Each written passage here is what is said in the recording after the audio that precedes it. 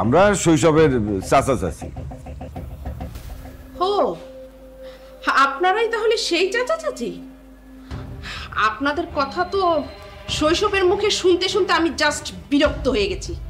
আচ্ছা, আপনারা চাচা চাচি শৈশবের, সেটা তো মুখ ভরে বলার কি আছে? আমি তো সেটাই বুঝলাম না।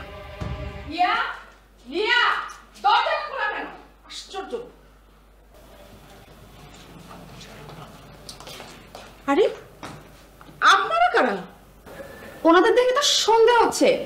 আপু, আপু কই তুই? আরে দেখ না, বাসায় যেন কারা ঢুকে বসে আছে। আচ্ছা, আমার মেয়ে আর মেয়ের জামাই কোথায়? আপনারা বসেন, ওরা একটু বাইরে গেছে। বাইরে গেছে বুঝলাম, কিন্তু আপনারা কারা? আপনাদের তো চিনতে পারছি না। চোট্টন না তো? জি না, মাজন নেই। আর আমরা চোর হইতে যাব কেন? আমরা শৈশবের চাচা চাচি। ও, আপনারাই তাহলে সেই চাচা চাচি? আপনাদের কথা তো শৈশবের মুখে শুনতে শুনতে আমি জাস্ট বিরক্ত হয়ে গেছি। আচ্ছা, আপনারা চাচা চাচি শৈশবের, সেটা তো মুখ ভরে বলার কি আছে? আমি তো সেটাই বুঝলাম না।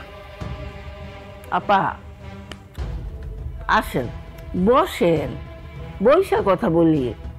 আপনার একটু শরবত বানায় দিব? রাখেন আপনার শরবত। আপনার হাতে শরবত খাবো আমি? ডিসকাস্টিং। তা আপনারা কবে এসেছেন আর যাবেন কবে? যে আমরা গতকাল আসছি এই চিকিৎসা করাইতে, চলে যাব।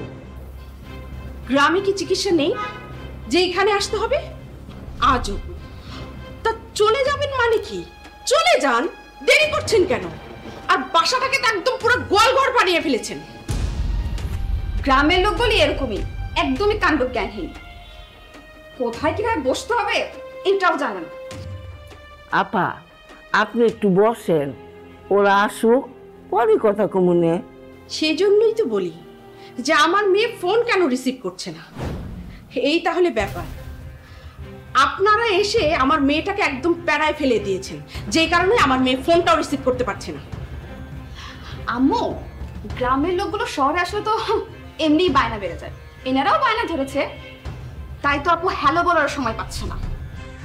জি না, আপনি একটু ভুল বুঝতেছেন।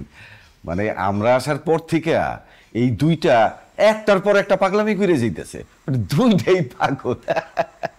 এভাবে না দাঁত কেলিয়ে হাসবেন না। চুলার ছাই দিয়ে দাঁত মেজে এভাবে হাসতে হয় না। ঠিক আছে আপা, হাসুন না।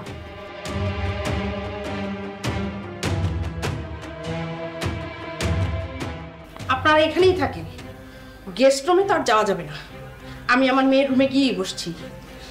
আর বাসাটাকে তো একদম পান টান খেয়ে একদম নোংরা করে ফেলেছে। কোথা থেকে যে আসে এসব কেউ ভূত্রুত বুঝি না। আম্মু, তোমাকে তো বলছি যে সেই সব কোনো খেলা করো না। আপনি কেন করে?